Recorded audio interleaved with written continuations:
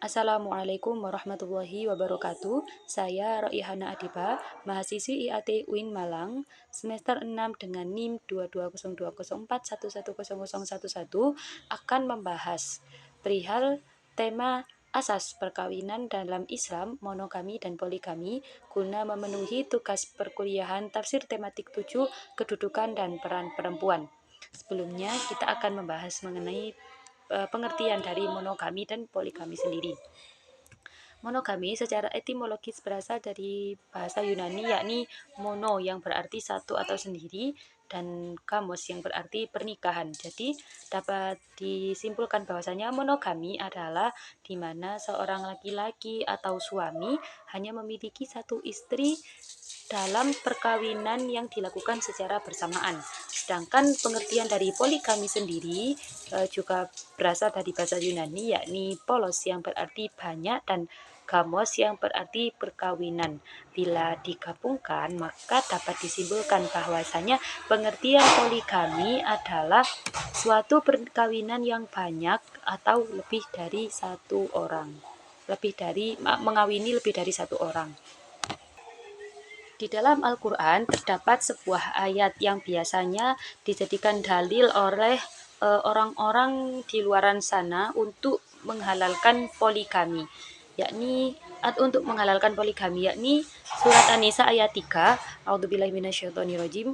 Wa in khiftum alla tuqsitu fil yatama fankihu ma tabalakum minan nisa'i matsna wa thulatha wa ruba'. Dalam kitab tafsirnya Prof. Qureshihab itu memaparkan bahwasanya penyebutan masna wa thulatha wa ruba' di sini atau yang berarti 2, 3 atau 4 pada hakikatnya itu bukanlah perintah atau peraturan poligami. Sebab poligami itu telah dikenal sebelum Islam datang, yakni sebelum ayat ini itu turun itu sudah ada poligami. Turunnya ayat ini itu tidak mewajibkan seseorang untuk berpoligami dan juga tidak menganjurkan, hanya saja ayat ini tuh menunjukkan adanya pembolehan poligami dengan memberikan persyaratan-persyaratan yang tidak bisa dianggap ringan. Dengan demikian, pembahasan tentang poligami dalam Al-Quran hendaknya itu tidak hanya ditinjau dari segi ideal atau baik buruknya, tetapi harus ditinjau dari sudut pandang penetapan hukum dalam aneka spekulatif kondisi yang mungkin terjadi.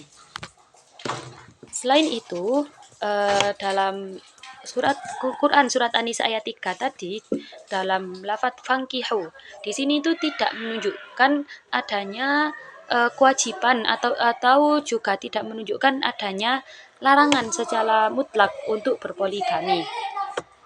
Ayat itu menunjukkan secara spesifik syarat terpenting bagi para pelaku poligami agar berlaku adil dan tidak zalim, yang dikonstruksi dengan realitas objektif pada diri laki-laki. Jadi adil di sini itu bukan hanya sebuah dugaan prasangka dari laki-laki. Lah apa yang dimaksud dengan adil yang dikonstruksi dengan realita objektif, yakni konsep adil yang sesuai dengan syariat Islam. Seperti memiliki harta yang dapat memenuhi kewajiban kewajiban suami dalam memberi nafkah secara adil kepada para istrinya, seperti memberi nafkah dalam hal makanan, tempat tinggal, pakaian, giliran maksudnya giliran bermalam, dan kewajiban-kewajiban yang bersifat materi lainnya.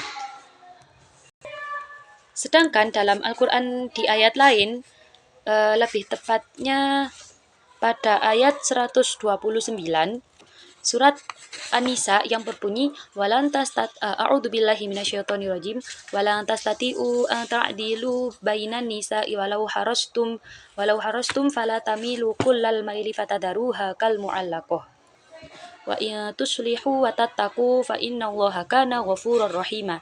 Di sini terdapat lafadz walan tastati'u yang berarti adil yang tidak dimampui dan tidak disanggupi untuk dilakukan seorang hamba karena bukan hamba yang mengusahakannya, tetapi semata-mata pemberian dari Allah. Tidak memiliki kemampuan adil di sini bukan dalam hal nafkah harta, tetapi dalam hal kecondongan hati. Jadi hati itu adalah Allah yang mengaturnya.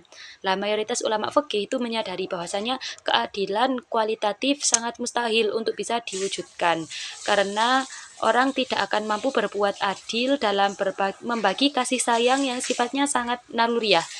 Karena ketidakmungkinan berbuat adil dalam perasaan ini, maka Allah melarang seorang suami mengistimewakan istri yang lebih dicintainya dalam hal keadilan kuantitatif, yaitu nafkah dan pembagian giliran yang menjadikan istri lain itu iri.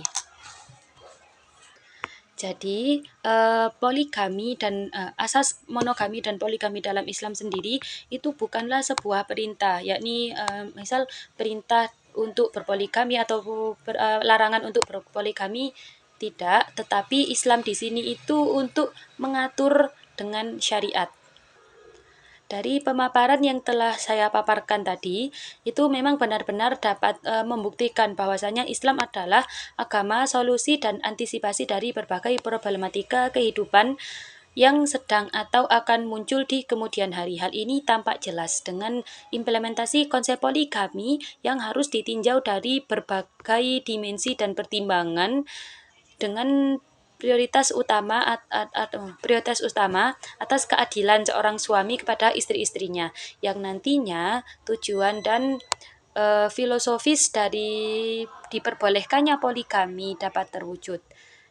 Dampak negatif yang dampak Dampak negatif yang kadang muncul akibat dari poligami bukan berarti harus menghapus hukum diperbolehkannya poligami, sebab menentang apa yang diperbolehkan oleh syariat Islam merupakan tindakan yang membatalkan keimanan seseorang. Sekian dari pemaparan dari saya, kurang lebihnya mohon maaf. Wassalamualaikum warahmatullahi wabarakatuh.